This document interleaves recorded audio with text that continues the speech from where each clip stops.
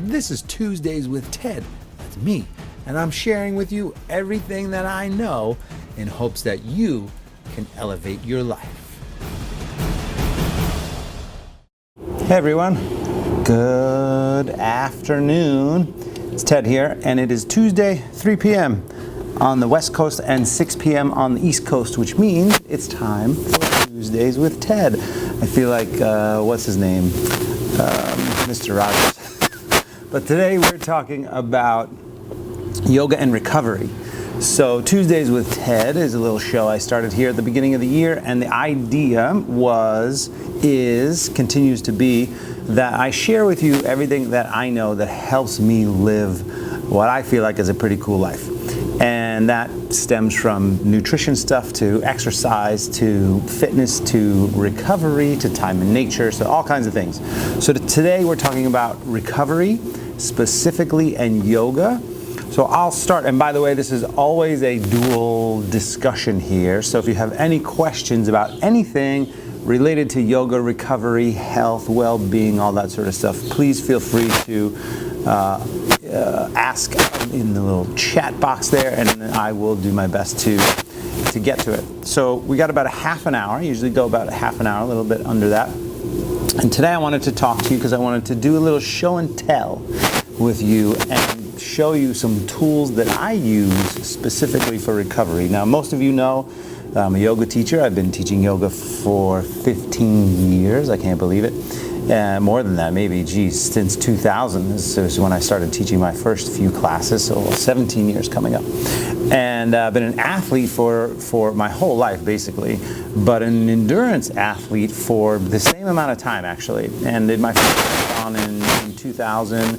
Later did my first triathlon, and then started doing adventure racing, where I was doing 24-hour races every day. It was quite an intense venture to race for 26 hours, 36 hours, and more and more and more. So the idea that I had to actually recover and kind of use some recovery tools has always been around. And I used to eat pretty, I would say I kind of ate whatever I want, basically. I tried to eat a little healthy, but I would eat whatever I want. But the mind shifted for me because I started basically eating whatever I want, then to becoming aware of what I was putting in my system was my fuel. So it became essentially my food was my fuel. So started to realize what I was actually putting in my system, and if I had a bag of chips, I knew that wasn't really going to help me fuel myself to go any faster as an athlete or really to stay any healthier. But another thing was a lot of these tools that I kind of developed. Not that I developed, but that I started using. So one is pretty simple. I'll go through them one by one. Here's a foam roller from Trigger Point Therapy. Yes, it's your foam roller, standard sort of foam roller.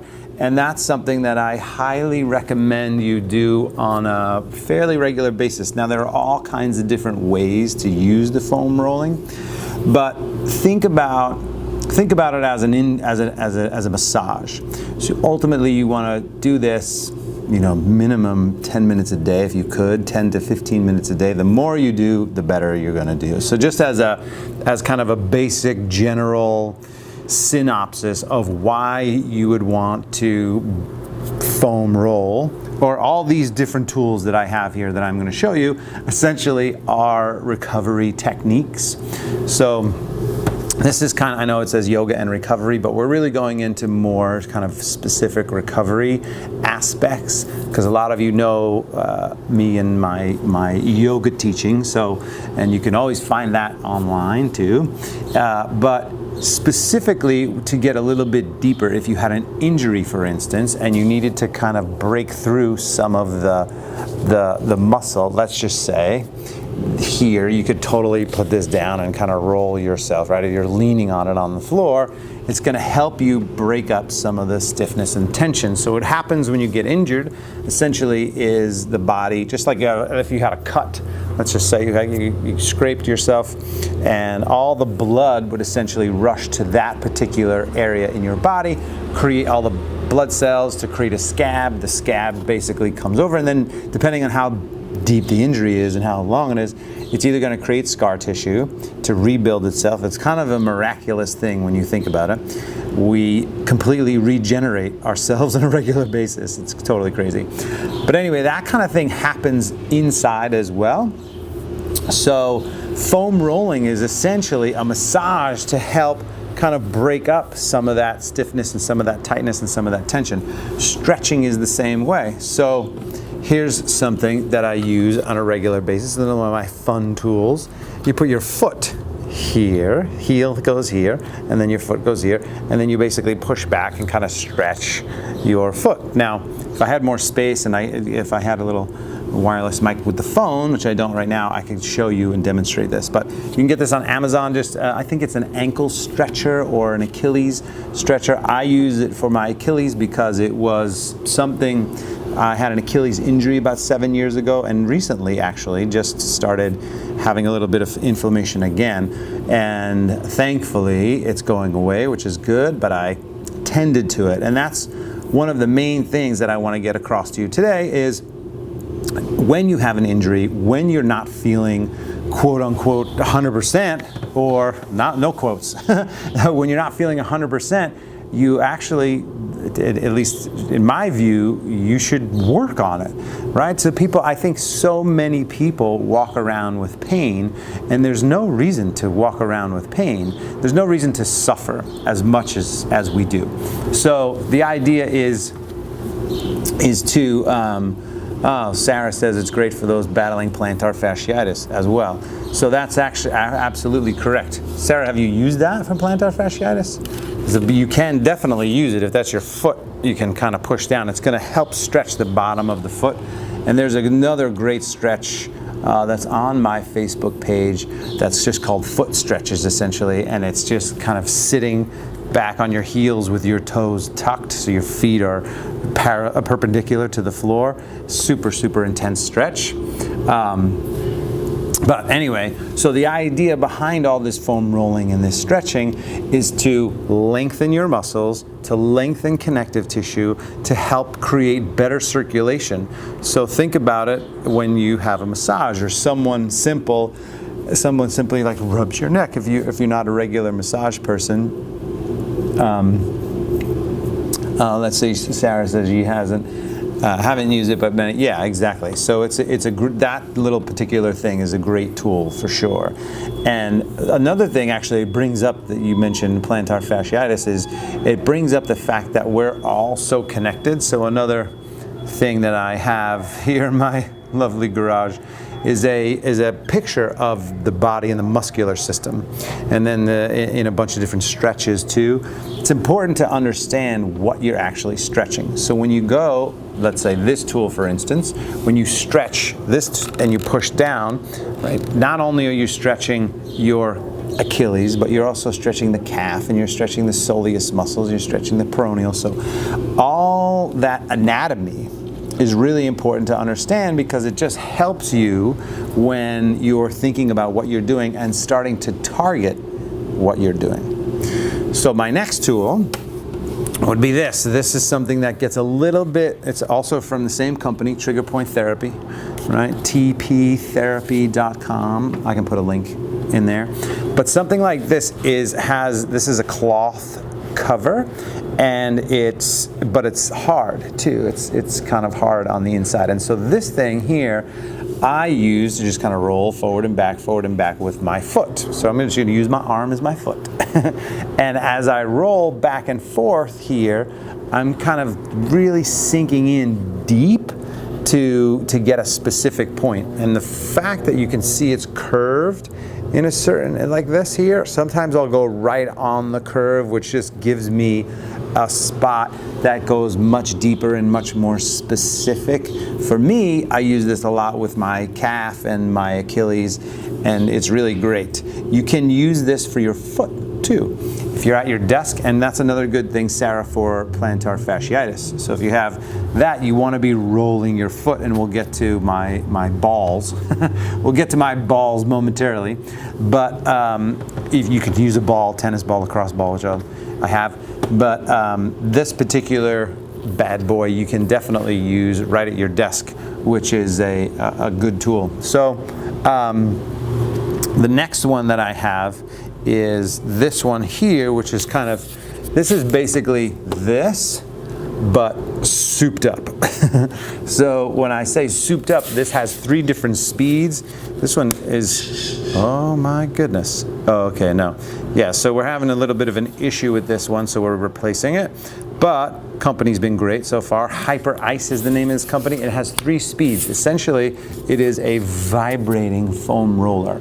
And it's great because if you are sore, or you're tender, the shoulders or the hips or the hamstrings or the quads or whatever, and you turn this on, there's 3 different speeds, slow, medium, fast, essentially.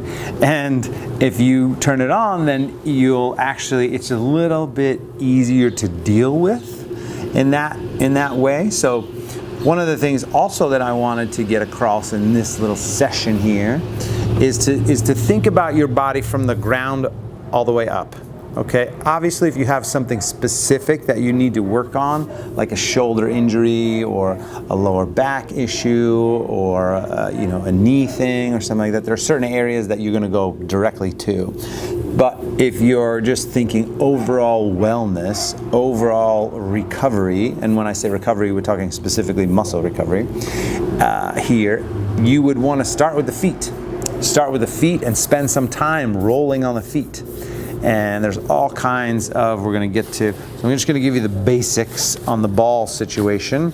So I have a handy dandy lacrosse ball. This is much harder than something like tennis ball. Tennis ball, obviously I can kind of squeeze it, a little bit softer. So, but they both work, and you have to figure out for you what works best. And some days, if you have an acute injury, you might want to go with the tennis ball over the lacrosse ball because this just might be too intense. It can be really intense. But I've been doing a lot of work with these kinds of tools lately because I just am realizing that while my yoga practice is fantastic and I do it on a regular basis, this kind of stuff allows me to go much deeper or more specific in certain areas that don't necessarily get addressed in the yoga practice. So that's why I highly recommend getting, if nothing else, a lacrosse ball for a few bucks or a tennis ball. There are better products out there, and I'm about to show you a couple of more. But if you think about your body from the ground up, you'd start with your feet. From the feet, you would just roll. I think I'm going to sneeze momentarily. Stand by. Okay, maybe not. So you think about your feet, you start to foam roll, start with the foot, spread the toes, grab the ball, work forward and back, forward and back. It's important to understand your anatomy so you know what direction the muscle fibers are moving. For instance, if you were going to do the hand, you know from here to here there are muscles that come down that part of the hand, and you know this big beefy part of your palm is also something that just by pressing on it you can tell if it's a little tender or not. So just by doing that you can tell, and ultimately what you want to do in this whole recovery world, the realm of muscle recovery, is find those little spots, call them hot spots, tender spots, find them, and then hang out with them a little bit. Just let the body sink in. So this is not just like grind on the foam roller, grind on the foam roller, grind on the foam roller, and then be done. This is find the little tender spot, pause, relax, breathe. Let that particular part of the muscle, whether it's your calf or your quad or your adductor inside or the back, one side or the other of the back, you want to make sure that you're not just like grinding over it. You want to go slow, go easy. And again, like I said, you can simply use a ball, go find a ball anywhere. And a friend of mine, Jill Miller, has something called Tune Up Fitness Worldwide. She did this little kit along with Kelly Starrett of Mobility Watt, and this is an awesome little kit. It gives you about six different balls. I don't know, there's some of them aren't in this bag right now, but there's different sizes and different strengths. So here's one that comes in a nice little bag here, which is great.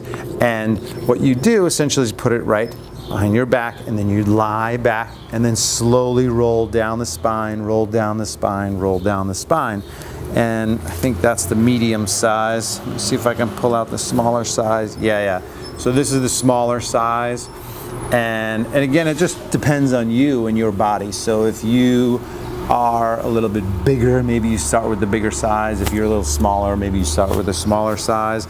But there are different ways you can use all of these. And by the way, these come out of the bag, so you can obviously just come out of the bag. And these are a little bit softer than a lacrosse ball.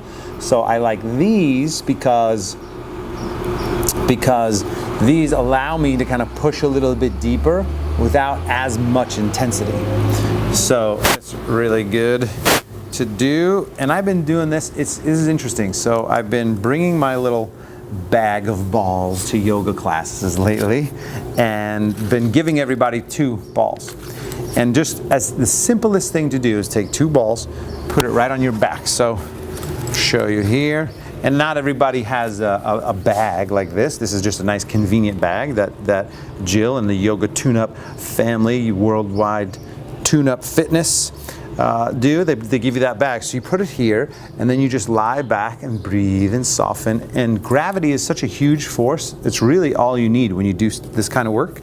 And you just kind of sit in there and then roll down a little bit more. So it goes in between the shoulder blades and then down a little bit more into the thoracic. I mean, you're already in the thoracic spine, but basically down all the way to the low back. So it's a really fantastic way to do this. And I'm going to be doing some videos. I think some of you guys have seen, I've been posting pose a day, and I'm just basically going and giving the basics for each pose in yoga. I will begin adding some ball stuff. So I'll throw in, I'm doing a challenge a week, a pose a day, just some content for you guys, just in case you have any questions. You can always refer to it. They're not only on my Facebook page, but my YouTube channel. So I link to some of them in there, but Teddy McDonald 1, I think, is the YouTube channel. But anyway, here's a tune-up, another tune-up fitness, and this one's a little bit bigger. So this is more, not quite as big as a softball, but bigger than a hard ball. It's in between. So there's certain areas in your body, like a bigger, beefier area, that you might need something like this. So like you can start with the glute, say, for instance. So if you like sat on this, then it might actually help you kind of soften. So think about that. If you are a normal person and you have tightness in a certain area, a lot of people, their neck, and I'll just show you this from the side, but their neck goes forward. Why does the neck go forward? Well, the neck is not supposed to go forward. You're supposed to have a curve and essentially be kind of straight up. So shoulders straight up and chin back slightly like that. So your neck has a natural curve just like your spine, but because we're reading, looking forward, and showering and looking forward, and driving and looking forward, what happens is that neck, the natural curve in the neck, we begin to lose it. When we begin to lose it, the neck becomes straight up and down. And what that does essentially is pushes the head about an inch forward. When the head is an inch forward, on average, they say the human head is about 12 pounds. If it's an inch forward, essentially the muscles are working twice as hard, meaning that they're working as if your head was 25 pounds, right? 24 pounds, whatever. And that puts more stress and strain on your neck. So you don't want to do that. You want to always sit up nice and tall, pull the shoulders back, and pull the chin back slightly. It feels weird in the beginning, but you just start to take note of how you are in space and what you're actually doing and how you feel in space. Another thing too is to think about your midsection and your abdomen. So many people, millions of people, have back trouble. And so I'm not exactly sitting, I might even be standing, might be better for me to do this. But so many people have back trouble, and part of that is because we forget to use our midsection, we forget to use our abdomen. And from the abdomen, ultimately what you want to do, hey Bev, Ultimately, what you want to do is just have a slight engage in the belly. So not like, look at my abs, but just a slight engage 95% of the time. So when you're standing, when you're driving, standing in line at Starbucks, or standing in line at the grocery store, or waiting for your table at dinner. And ultimately, you want to just think about moving from that midsection, right? So as I move forward or move back, this isn't my upper body just leaning forward. That puts weight, and you can feel it puts way too much strain on your back. So the idea is to move from the midsection, right? And you can think about athletes. So think about a defensive back in football, or any defense, even in basketball, right? They get down and they bend their knees a little bit, and they're kind of in this stance where they're ready. And that all comes from the midsection. Yeah, obviously they're using their legs for power, but the idea is to come from the midsection. And I tell you, so I threw out my back when I was 30 years old. I'm now 46. That was 16 years ago. And when I threw out my back, I was in my first yoga teacher training. I had just finished my first marathon, and I was training for my first triathlon. So my body was tight, and then it was loose from yoga, and then it was tight from exercise, and then it was loose from yoga. And one Saturday I woke up, and that was it. It was like my back said, we're not moving today. That was it. And I was like rolled out of bed, and I was like, oh God, I can't. I could not move, could not bend over. And what I learned, I went to all kinds of different practitioners. I got massage, I got Thai massage, I got acupressure, I got acupuncture. I did chiropractic work. I did whatever I could possibly do to help fix this and to help loosen up my back. And I learned kind of two major things about the low back. The one thing was that I wasn't using my abdomen. That I just kind of went around living my life, and until you hit 30, it's not a big deal, right? Whatever happened, you usually just bounce back from fairly quickly. But it was literally that year.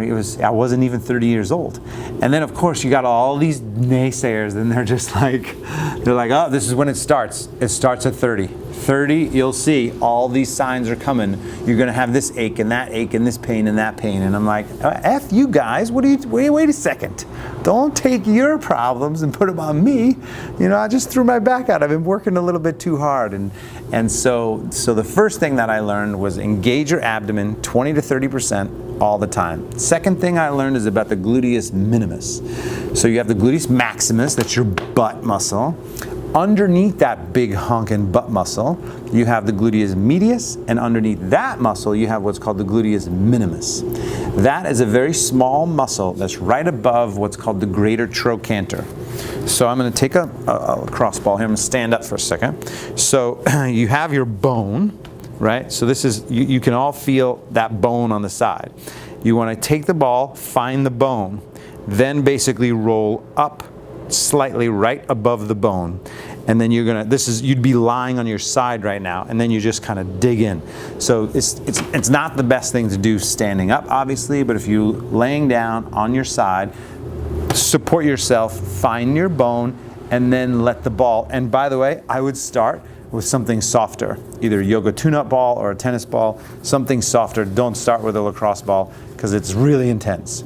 But the idea is to go up above that bone and then just let gravity do the work, just kind of sink in. It feels like a noogie, right? So remember, we have brothers, but my brothers and I would give each other noogies, yeah? It's like one of those things where you're just like, oh God, oh God, oh God. It's like, but it feels good, and you know that the reason it feels that way is because it's tight, and you want to loosen that up. So in relation to the spine and the back, when I threw my back out, I learned that particular muscle stops your body from hinging at the hips. So let's just say there's the hips, there's my feet, and you bend forward at the hips. Well, you can't, when you throw your back out, you can't bend forward. And by not being able to bend, the reason you can't bend forward is because that gluteus minimus locks up and is protection for the spine, for the low spine. It's saying, hey, wait a second, the lower spine is in spasm, it needs to heal. So I'm not gonna let you fold forward so that the spine can have time to heal. Lou is asking, do you roll it or just hit the spot? So Lou, when I go in there, I just sit in it. And then after I feel like some of the pain goes away, then I start to roll a little bit to one side and then a little bit back to the other side. But it's really not, there's not enough room to roll necessarily. Like for sure, you can't even really find it with this. I mean, you can sort of find it with this, but it's too hard. That's why the ball is so good. And again, any size, well, not any size ball, but my yoga tune-up balls, the smaller ones or even the medium is okay. Usually, you have to feel it out. I mean, something like this goes in there, but I would just sit in there and breathe and soften. What you can do with the foam roller actually is you might be able to find it on the foam roller, or if you had a thinner foam roller, you could do it like this here. Actually, would probably get right in there if you could do that. But that's how to help your spine. Right? So you ever have lower back trouble, and then additionally, what I learned later is that typically for me, and this was kind of personal experience, was that Charlie, remember the boogies Ted used to give me? Charlie, I think they're noogies, dude. I think they're noogies, dude, not boogies. It's my brother. The peanut gallery, we'll call him. But anyway, so on the side, what was I saying? I totally forget now. So with this here, you can kind of get in there, but with the foam roller, you might just roll. You might roll a little bit around it, so it's fine. Whatever you can do there, Lou, to get into that spot. I just want to make sure I answered that question. Whatever you can do, yeah, the foam roller, whatever you can do. It's a good thing to do with the foam roller is to actually sit on the meat of the glute and then roll into that gluteus minimus. All right, so there you have it, friends. I have all those little tools for you. What I'll do is in the comments, I'll put a few links to some different things that if you feel like the yoga tune-up, you tune-up fitness, and the TP therapy, and the hyper ice, just so if you feel like you want to use it. But simple enough to go get a lacrosse ball or a tennis ball and start rolling on a regular basis. If you're 30 years young or older, you're gonna start to need to do this more and more as you continue to do what I like to say, which is gain wisdom. So thanks so much for watching, you guys, and keep your body happy and healthy and supple and strong. I will see you next week, and as always, I'm here, so if you need any questions, let me know, and otherwise I will see you soon. Thanks. Bye.